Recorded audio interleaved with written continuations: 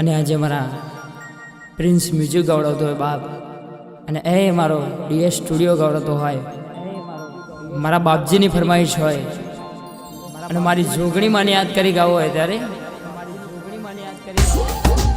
બસી કે માં પેલો લીલો લેબડો ઘોડાયો માં ઝૂલા બોધનારી ઓ મારી